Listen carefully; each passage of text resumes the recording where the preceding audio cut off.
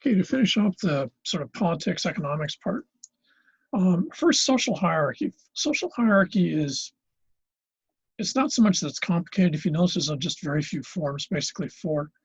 It gets complicated in the sort of missed assumptions that you frequently see, and I'd say especially American society, about where they are in this system, and sort of the misuse of the terms and sort of the general sort of colloquial, English use of them.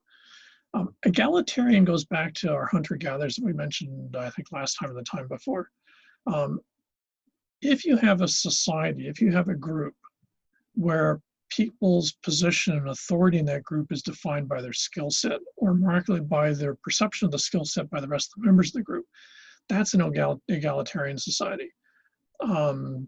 I'm not going to make you guys watch in this class, but if in much of the Western Pacific, for example, you'll find there'd be particular individuals that would be in charge of what we'd call in Hawaii a hukidal, or a group fishing net expedition.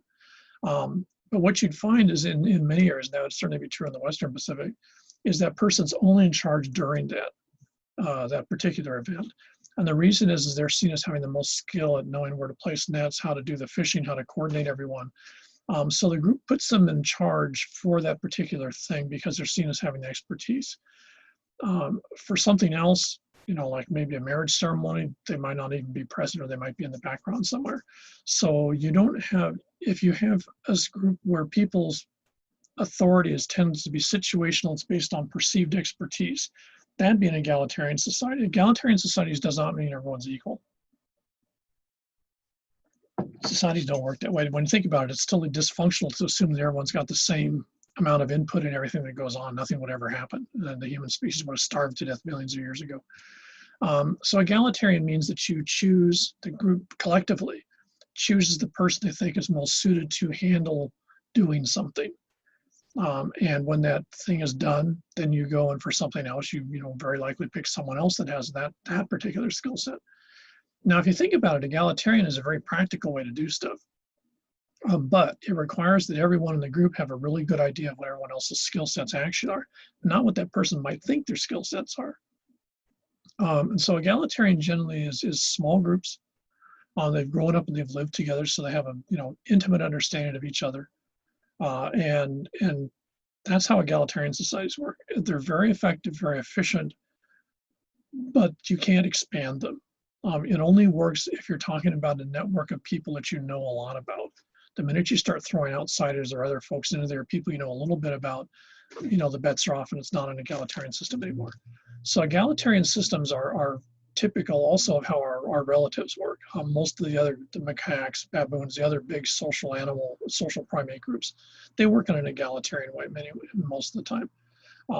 So what you're going to find is egalitarian societies require small numbers and basically very little disturbance in the population. Each group is its own sort of entity. And the minute that either of those is breached, the group gets larger, or it starts to add or split up or something, then that egalitarian part's not going to work as well. So egalitarian is ironically one of the aspects in terms of structure that made the human species successful. But it's not something that's expandable. It doesn't work when you try to make it bigger. It's a one-size-only thing. What you find is that as societies start to get more complex, as populations start to get larger and social relationships start to get larger, if you started to bump into a lot of people you knew something about, but you didn't know a lot about them, and then vice versa, then what you tend to find happening in human societies, regardless of where they are, is what we call a rank system. Now, in a rank system, what happens is some chunk of the group, some chunk of that particular population, for whatever set of reasons, will be defined as being better at stuff than other members of the other groups in the population. And so what you'll find is that within the larger entity, maybe it might be a family that in Samoa would be called the Ainga. Same here, traditionally. In that group, you're going to find that one chunk of the family is considered to be either senior or superior, or for whatever set of reasons, they're given more access to authority than other members of the family or other parts of the family. That's what we call a rank system. They're sometimes called chiefdoms, but chiefdom is a really tricky term. We tend to avoid it in anthropology because there's actually very few examples of sort of a Western stereotype of a chief, which is really sort of like a guy in charge, they act more like a CEO. That's really, really rare. You tend to see a fair amount of that, ironically, now But that's largely due to Euro-American, colonialism. For example, the Matai or heads of families that you see in Samoa and Tonga are very structured. But that's actually as much or more a result of the British, in some cases, German interference into traditional systems of governance that now is being sort of played out in the modern world in the 2020s, rather than something that traditionally existed in the society. So rank systems mean that for whatever, category or whatever reason the group comes up with, they've given more authority to one chunk of the group. And from that will become your decision makers. Now you might still have decision makers that specialize in one area versus another. Very typically in Polynesia, there'd be some decision makers that were in charge of warfare, for example. Other decision makers that were in charge of, say, land use, and other decision makers that might be in charge of sort of social political stuff. So it doesn't have to be one person. In fact, in many cases, it was multiple. That's where it's changed a lot in Polynesia in the last couple hundred years. It's now become, in many cases, crystallized to one person. But those are rank systems. Rank systems were found in a lot of societies. Again, it's fairly efficient because you have to remember that what you want if you're a group and decisions have to be made, is you want the person best suited or best equipped to make those decisions. You don't want someone doing it just because it's your cousin.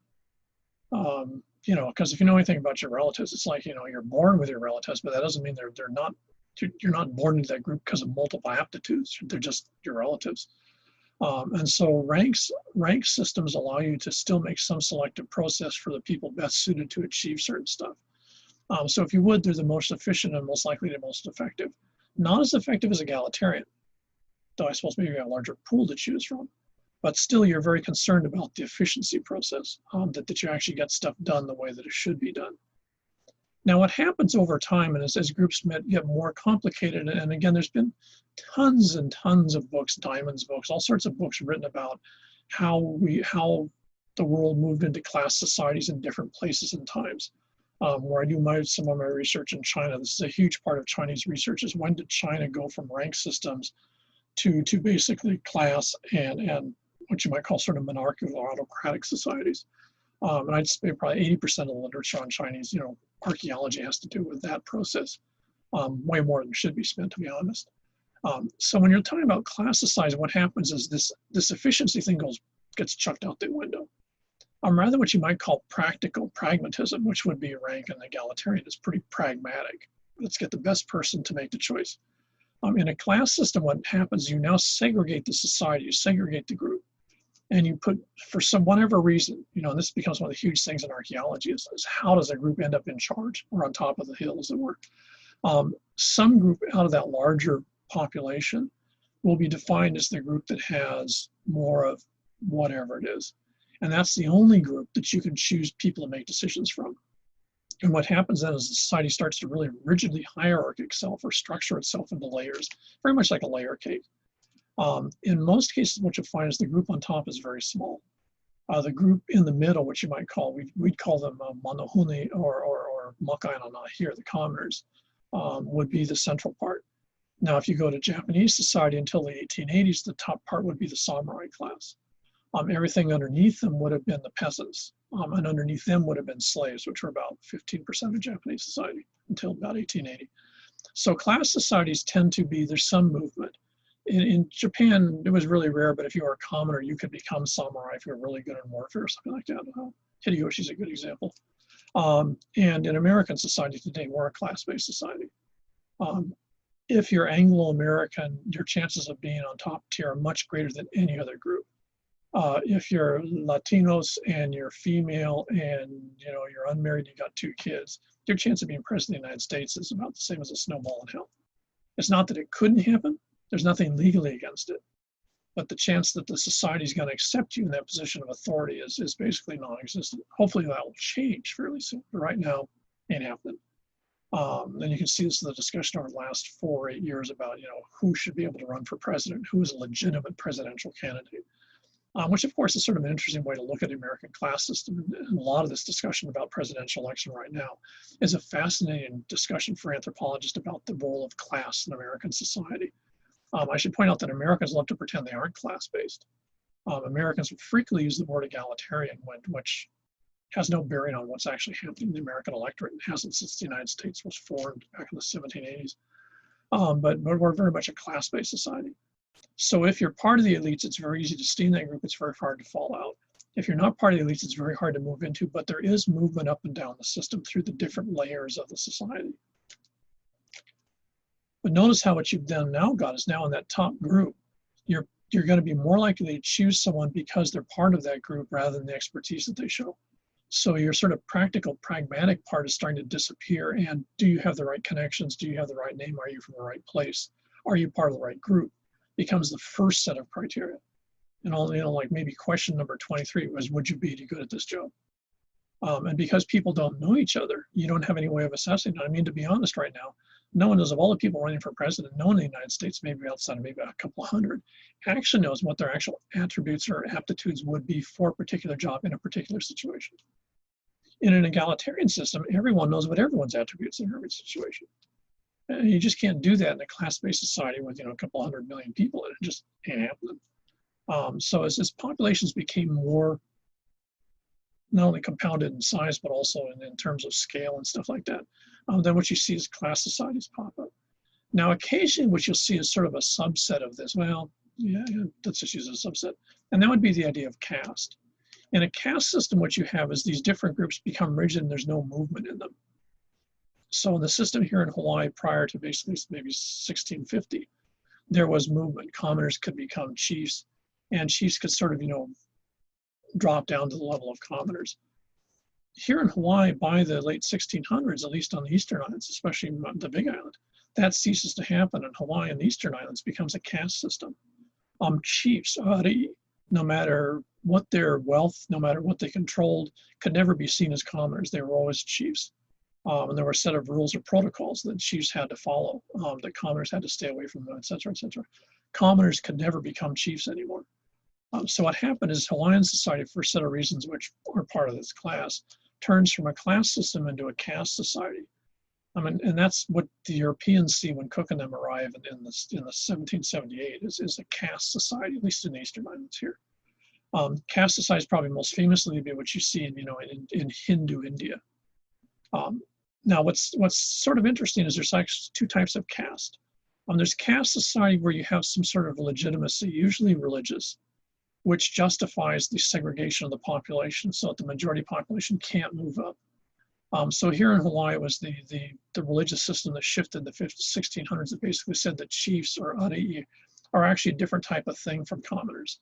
And so though no matter how competent a commoner was, they just physiologically were not the same as a chief, so therefore they couldn't be a chief. In the same way, physiologically, chiefs were always separate, so they could never be a commoner. So, and this was part of the ideology, the religious ideology that comes into play in that period. If you ever want to get into detail, this is the Pao movement. It starts in Wa'ulehi Island and the Big Island. In India, this is based in the Hindu religious system, which of course, normally if we were in a regular class, I'd ask you for the 5-letter word that actually defines this, which starts with K.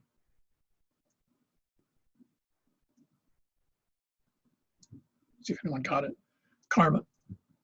So if you believe in two concepts, one in reincarnation, and you believe in the idea that behavior basically scores points, positive or negative, then what you've got is a situation where if you believe your behavior in this particular life is going to affect what life you're going to have in the next life, then you're going to follow the rules of your caste, the rules of your part of the society, even though they might be really antithetical to what you want in life, because you view yourself as coming back again and again in like repeat performances in different reincarnations. And therefore, anytime that you don't follow the rules, you're going to be punished not in this life, but in the next life. So in other words, following the rules becomes the basic mantra of the concept of reincarnation and karma. And that's the logic of a fundamentalist Hindu society, is this idea that you're going to keep to your caste rules, even if it is being an untouchable, which means that you're basically the dregs of society. Because if you follow those rules, horrible as they are, when you get reborn, you will move up. You'll get promoted, as it were, in the system, with the goal that eventually, if you follow the rules, if you're the highest group, if you're Brahmin and you follow the rules perfectly, you'll end up out of reincarnation, because the goal is actually to never get reincarnated again. You want to be so good at it that you spin out. You succeed in escaping reincarnation, which is seen as sort of a loop trap. So in that system, what you've got is there's a tremendous amount of power in caste, because caste is seen as a display of following the religious rules. And you see this a lot in India right now. There's a huge problem in India with, or I should say, huge tension point in India with fundamentalist Hindu groups being very aggressive and saying that people have to go back to rigid caste rules. And again, it's too complicated for us to cover in this class, but part of this is just the fact that if I feel that caste should be followed, we'll say that you, I'm not going to compete anyone in particular, we'll say that you think that they shouldn't. If you get into proximity to me, you've actually then made me unclean. So you've made my life more difficult. Not because you did anything, but what you didn't do. So therefore, I'm only going to be happy if everyone does what they're supposed to do. This is the huge problem they've got in India right now in 2020 is one of the 2 or 3 major issues, is the issue of Hindu fundamentalist caste rules on how that plays out and how they expect everyone to follow those, especially if they're part of other religions like Muslim or Sikh or whatever. It's a huge nightmare in Indian society in 2020 in Indian politics also. Now you can have another type of caste system, and that would be what you saw in South Africa till the I'm going to say 1990s, I don't remember exactly when. That would be apartheid. You get a group of folks coming from Northern Europe called the Boers. They settle in South Africa. Their fundamentalist version of Christianity is that God, Christ, and people have to be white. If you're not white, then you're not actually a person. You're actually somewhere between a draft animal and a human being. So in their view of the world, the part of Africa they settle in, which already, of course, had inhabitants, the folks that actually live there aren't really true people because they're not white, they're black. So in that concept, as they control that part of the Southern Africa continent, they developed the concept of apartheid, which means basically that the only people that can be in any position of authority or whatever, in other words, the top of the caste, are folks that are white. So it's a color-based system, but it's also a heritage-based system. You have to prove by virtue of your genealogy that you've always been white. If you have any hint of any black or any other group, then poof, you're in the bottom part of that. Now, in this particular situation, what makes it different than the Hindu one is while it was part of the religious system of the elites, i.e. the Boers, that ran the place, it was not part of the religious system of anyone else in South Africa. So the huge majority of the population, which was black and had been in Africa for tens or hundreds of thousands of years, suddenly found themselves, because of these migrants, being put in a position of subservience, basically near slavery. And they were not happy about that. So the only way that you keep apartheid in place is with a gun. So unlike the Hindu system in India, where what you've got is religion and people's concept of when they come back is going to be based on behaving. In South Africa, if you're black, you behave, because if you didn't, you'd be imprisoned or shot. So in that situation, because it's being enforced by military force rather than religious constraints, it falls apart. In the 1980s or 1990s, I don't remember exactly when, the majority population just goes, oh, screw this, and we're out of here, and we ain't doing this no more, and boom, apartheid just falls apart. Because it had no religious justification for the majority population. They didn't buy into the religious argument of the guys who had originally come from Holland, the Boers. And so when it disappeared, it just sort of went, poof, because that religion, the Afrikaner religion, was never a central part of the majority population in South Africa. So minority took their religious minority beliefs and imposed them on a majority, but eventually the majority was able to basically say, no, we're tired of that. So caste, if it's actually fixed by force, tends to be very fragile and tends to last not particularly long. Caste that's fixed by virtue of religion or belief systems tends to be incredibly durable. And again, the Indian system is a really good example, because the British come in, by the 1840s, they control all of India, which includes all the Hindu areas. The British are opposed to the caste system. They see it as being demeaning. They see the majority of the population is getting basically reamed over by the elites in fundamentalist Hindu society. And so they say, no, you guys can't do that anymore. It's illegal. So they force Hindus to all interact with each other, even if they don't want to. Now the British leave in 1947, and immediately, snap, right off the bat, one of the first things that happens is in many areas, the Hindu system pops back into place and caste re-shows itself. Because that system was so durable that the British were actually using military and political force to make sure it didn't happen. But it's like putting a lid on a tea kettle that's boiling away. And the minute the British leave, pop and the caste shows back up again. So caste is very much a big thing in Hindu society in India now, though the British spent 100 years trying to get rid of it. But because it's religious, it was so durable, it wasn't subject to that type of situation. Okay. Now we'll also see this a little bit later when we get into this. When we get into the video, I'm going to show you just a little bit of. When you get into this idea of ritual elites, which you invariably find if you've got a durable set of ritual elites. In other words, if you have folks in charge, they've been in charge for a long time, multiple generations, you usually are going to find that on one hand, they're in charge. So you might have a particular family or group that rules stuff, say king or something. You'll find that on one hand, they're there because of politics. Usually at some point there was military force, they took a place over. But what you're also going to find is in some way, shape, or form, they become embedded in a religious system, which basically justifies their authority. So elites usually use a combination of politics and religion to justify their position of authority in class and caste-based societies. It's not based just on the point of a gun or a jail cell. And when they do try to do it based on just a gun or a jail cell, that's when you end up with, civil wars and the nasty stuff you see, which are occurring in a fair number of countries right now, where basically have elites that do not have religious justification for their authority, and people are sort of going like, nah, I don't think so. And you end up with, people shooting each other in the streets.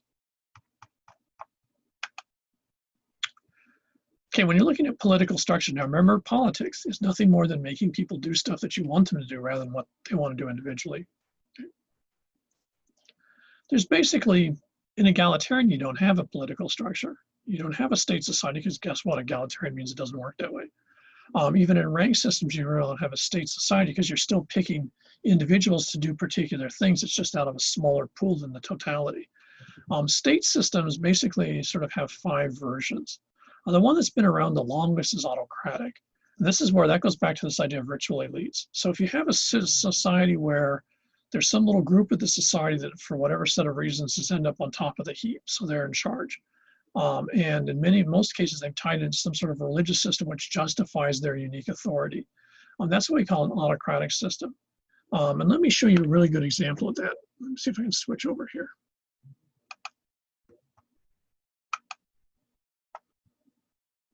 Oh, wait, okay, hang on a second.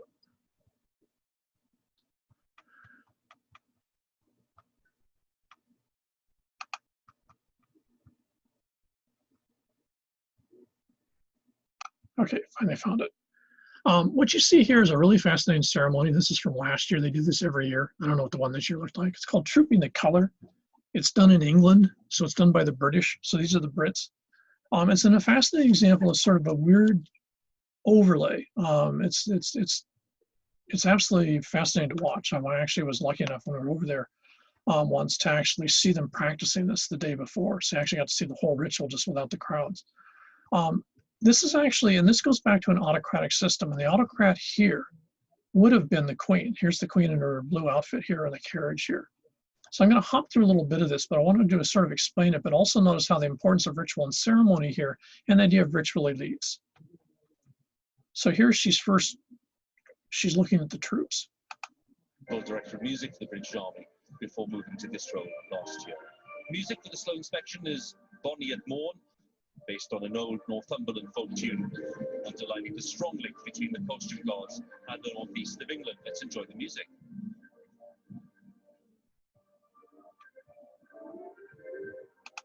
So notice what she's doing. She's actually cruising down the carriage and she's checking these guys out.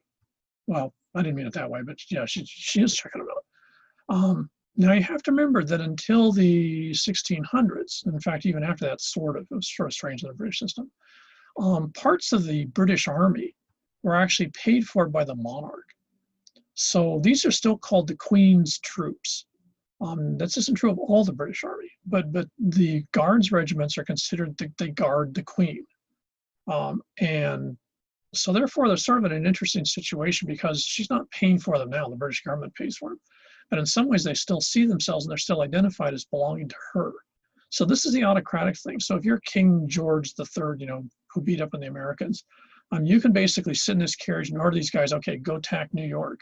And they're going to hop in a ship and go and attack New York. Why? Because you told them to. In an autocratic system, the person in charge, i.e. the king or monarch or whatever title they've got, czar, is the person that makes those decisions and makes those choices. Now, the interesting thing about that isn't so much that they do that, it's the fact that these folks see themselves as being in allegiance to the person. So on one hand, these are British troops, but they're also the Queen's troops. So in some ways, their allegiance is actually theoretically to her, the little lady in blue here going through the carriage, not to the country whose flag is flying. And this ceremony is actually a really fascinating one because they've been doing Trooping the Color in one way, shape, or form for I don't know how many hundreds of years. And what it actually was is back in the day, the guys like this guy here, who would be the head of the regiment, I think, would basically he'd be contracted by the Queen. Yeah, I want to go fight. I want to go fight the Dutch this week, so I needed like 1,000 men. So I'm going to pay you X amount per person. You know, I'll pay like $500 per guy. And I need 1,000 guys next week to go and beat up on the Dutch. And so what he would do is he'd go, okay, get get a small check, find 1,000 guys, dress them all up. Then he's going to go park his butt and their butt out here, and she's going to come by and come by. And this is why she's inspecting them. She's inspecting to make sure she got her money's worth.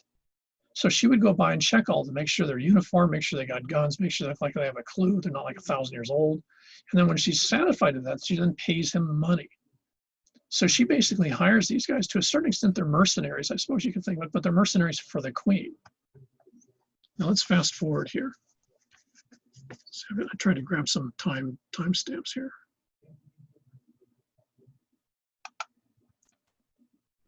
Captain Humphrey Bucknell's his third birthday parade. His father is colonel of the regiment. I can never remember how many people do this. I think it's 3,000 or 4,000 troops. It's a ton of folks, and it's very impressive when you see these guys. Gives the order. Talk about people being structured. This is about as structured as it possibly gets. For the march forward to collect the colour. For the colour, for the charge, by the left, quick, so now they're going to march all the troops in front of her so she can see what she paid for. Now, traditionally, what you'd find is these groups were identified by the flags that they flew. Each group has its own flag, and that's why the guy said something about march to the colors or something like that. What he means is the flags. That's the British term for flag. It's called a color. I guess because of color, and I have no idea why.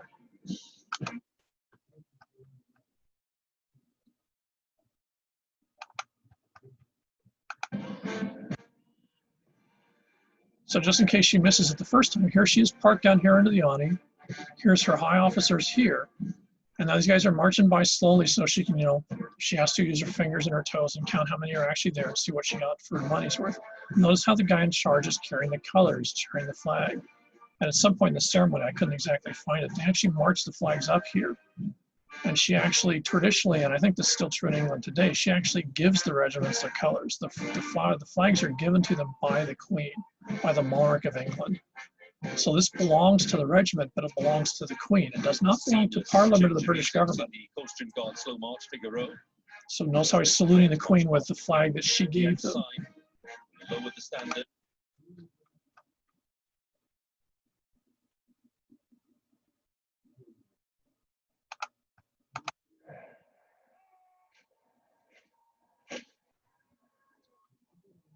Making his way through technology. So after each rehearsal, all the troops on parade have... Whoops, I missed it here. Here we go. Now the guy in charge is going to the Queen and saying, okay, here's all your boys that you paid for. Are you okay with them? And she traditionally says something like, yeah, I guess so. It's Thursday. What the hell? And at that point, ready to march off, man. See, they're ready to march off. They're hers. Now, I do not have any clue what happens if she does, oh, I think this is a piece of crap and I don't like you guys to get out of here fired. I have no idea what would happen. I just don't do it. But when you think about it, this is a classic example of this type of ritual structure that you get in an autocratic system. What's really fascinating, of course, is in the modern British society, it's a parliamentary system. It's very much like the Americans. So that actually the rule of government is held in Parliament, their version of the US Congress. And you have a prime minister, which is a sort of semi-equivalent to a president. So what you have is sort of this appendix or this old part of British society when it was run by monarchs that still exist. Now, just as a note, if you're interested in this type of thing, it's sort of fascinating to watch because the UK is breaking up. It's very likely within the next year or two, Scotland and Wales will both break away from the United Kingdom. And though the Queen is the queen of all of these, There'll be a separate British government from a Scottish government and a Welsh government. And the Welsh actually have their own parliament already. It's in Edinburgh. The interesting thing is about 4 or 5 years ago, we just happened to be in Scotland at the time visiting. And what she did is the Queen actually gave the Scottish government and the Scottish folks back their part of the crown jewels. In other words, the jewels that belong to the Queen. She goes up in there, she has separate ceremonies in Scotland where the Scottish guys march for her, sort of like the British ones do. So she's sort of, hedging her bets that even if they break from one country into 3, she'll actually be the queen of all of them. And the interesting thing is she actually seems to be sort of supporting the idea of a separate Scotland because she's made sure as what's left of the old autocratic system, she actually sort of approves of them going back to being separate because she's the Queen of England, Scotland, and Wales. I think that's what the technical title is. So even though in the democratic system, they would now be separate, they would still have the same autocrat in charge. And in fact, somebody has never quite figured out, you'd have to ask someone who's Canadian. Canadians still see her as being the monarch, and I have no idea how the hell that works. But it's really sort of fascinating because she's actually gone to a fair amount of trouble to align herself in terms of ritual performances and ceremonies and stuff with the idea of a separate Scottish state from what is now the coherent, sort of 4-part state that's the United Kingdom. It's so what it sort of means in some way, shape, or form is a lot of these sort of rituals of things like these actually aren't just empty rituals done for tourists or for TV. They shoot this thing live every year in England. It takes like 2.5 hours. You can go see it on YouTube. It's called Trooping the Colors. But it also means in some way, shape, or form, she has an enormous amount of leverage to make things happen or not happen. And if you want to see this in history, go back and look at Queen Victoria, who was in the same political situation Queen Elizabeth is now, but had a huge amount of impact on British politics, even though she technically wasn't in charge. So it's really interesting when you see these two things rather than being replaced. So in France, the royalty gets disappeared, and you end up with a political structure that's entirely democratic. In England, the royalty gets sort of disappeared, but the royalty's still there, and who knows what the hell's going on. I mean, I can't figure it out, but it is fun to watch. Probably more so from the outside. The second type of state system would be a bureaucratic system. This would actually be Chinese, would be a good example of this. You basically, the centerpiece of the government or structure that runs the society is actually the people that run the government, the bureaucrats. And this is the classic Chinese state. This is what you see in most of East Asia, but China's the stereotype of this and actually probably the best at it. And that's still very true today. So what this means is unlike the autocratic thing where the Queen of England has to be replaced by one of her sons or, someone else in the family. So it's kept in this elite. In a bureaucratic state, that's not the case. So the Chinese leaders that have come to the fore in the last 40, 50 years since post-Mao, like Deng Xiaoping, et cetera, none of them were related to each other. They all had constituencies, but they were all constituencies within the bureaucrats that made up the Chinese Communist Party. So basically, if something happens to Xi Jinping tomorrow, no one knows who's going to replace him. That's decided by the bureaucrats. So it's not done by an election. So it's not like the American or the British system. And it's not done by genealogy or heritage, which would be, the Queen. It's done by a third form. In Chinese society, bureaucrats run the political structure, not politicians. That doesn't mean they're not politicians, I suppose, in some way, shape, or form, but the bureaucrats first. So in the American system, that becomes the folks that would be like civil service, like Department of State, Department of Defense, et cetera, would all be bureaucrats. And then you have politicians as a layer over them as decision makers. In this system, the bureaucrats are the decision makers, which is one reason why Chinese politics looks so radically different than American politics. They've got an entirely different set of playmakers, if you want to think that way. In the United States, as in many other places, what you have are representative democracies. So what happens is the population basically elects or selects certain people to represent them. And that's what we have. We do not have a democratic system. Americans don't make decisions on everything collectively. You pick people to be your senators or your mayors or something like that, and they're the ones that make decisions theoretically for you. And then you replace them, as needs be or whatever. The last two you don't really see. There's very few places that would actually be capitalist. The only place I can think of that you might say actually is pretty close to it would actually be Singapore. There what you find is the bureaucrats run the system, but the family that runs Singapore actually see themselves as a sort of sort of like a not-for-profit or not-for-much-profit company. Singapore is a fascinating place to watch if you're interested in politics, just because of the decisions and choices it makes or chooses not to make are really interesting, because almost invariably you can see them as very much business choices. And in fact, I can't remember the guy's name that used to be that was the head of the place for such a long time. He actually saw himself as a CEO, just happened to be running a country instead of a corporation. And that, when you think about it, that makes a very different mindset than this. These, if you're in charge of that, and in Singapore's case, you can basically offer, we're going to give you guys stability, we're going to give you economic stability, political and social stability. But if we want to, we're going to arrest people and put them in jail for doing graffiti. Why? Because we're a business. In this system, you can say, oh no, you got rights of free speech and whatever like that. In this system, you're going like, no, no, no, this is what's best for the majority population. Pays the best in the long run is what we're going to do. And if you don't like it, then fine, go to somewhere else like Malaysia. The other version would be socialist. Socialist sort of harkens back to this idea that you could make a modern version of egalitarian, that you could basically say that no one's allowed to own anything, that everything's owned collectively. And in that context, then the choices that are made are always based on what's best for the group. Now, of course, the problem with this is if it's any good-sized population, and China tried to be a socialist state in the 1950s, that was an absolute disaster. You know, a quarter of the world's population didn't even know who the guy down the street. How the hell could you make decisions about the entire group when you don't even understand the situation or the players? So socialism is oftentimes very attractive, and many places try to do it. But the reality is, in the modern world, that given the fact that most people are strangers, even outside of their immediate family, it's hard to fathom how you could have a socialist state. So it's something that's attractive in the rhetoric, but socialism in that regard is actually incredible. Well, it's not happening.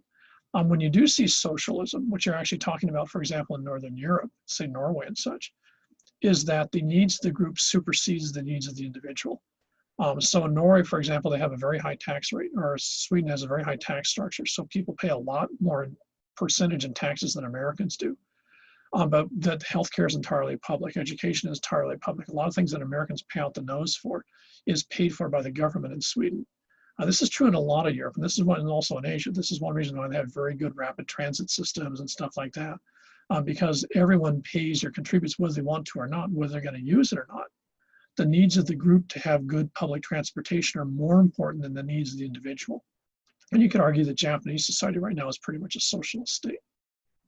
Fantastic train system. If you go to Japan, the trains literally start on 30 seconds. If you can get to a train 2 seconds late and the doors are closing.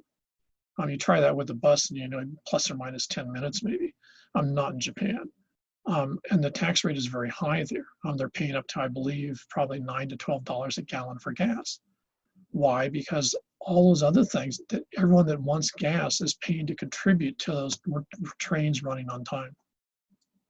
So that's a socialist state. The collective needs outweigh the individual. You could argue that in American society, this is the classic dialogue you've got in terms of the sort of this, I'm not sure I want to call it a dialogue, but the screaming match of different groups. Is the group more important than the individual, or is the individual more important than the group? And the whole face mask controversy in the United States is a classic example of this split between the relative value set of individualism versus group. So that's your political systems globally. There's not a lot of them. How they play out in details varies tremendously. And of course, right now especially, they're changing pretty radically in a lot of areas pretty quickly. So there's something that anthropologists tend to take a look at. But we're usually more interested in smaller scale patterns of activity versus global or national, which for my case, for example, watching the Trooping of the Colors is interesting because it's a fascinating ritual when you realize all the sort of complex messaging that's going on, symbolic messaging, because the Trooping of the Colors is intended for anyone outside of England. I suppose maybe if you're in Canada or Australia or someplace else and you see yourself as being like a post, expatriate Brit, you might watch it, but it's intended for British to watch. And the reason very simply is that to them, it's an important ritual. So from that context, watching rituals of politics is fascinating. The ritual of the election process in the United States is a real interesting example. It's taking place right in front of our nose right now. And if you pay attention, if you're watching this over the next couple of weeks, watch the rituals attached to the validation of a democratic system. And the discussions about that are really sort of going to be fascinating to see, since it's become sort of front and center in the political dialogue in 2020 right now in the US. So with that, feel free to go watch the Trooping of the Colors. Fascinating ritual. And they always have narration overlays, though most of it's pretty boring to watch, but the music's pretty good. It certainly is impressive visually. And it's intended to be impressive visually. You know, this was and is intended to make a statement about royal authority and royal power. I suspect the Queen probably has to actually pay for the Trooping of the Colors ceremony. But yeah, I don't know how they work it out financially. But the interesting thing is this, the royal family is still incredibly wealthy. Of course, they own pretty good sized chunks of England and Scotland too. So interesting thing to take a look at if you actually want to look at this in some detail and something that's easily accessible and a fair amount of stuff in sort of consumable print is available. Okay, so we'll power this section.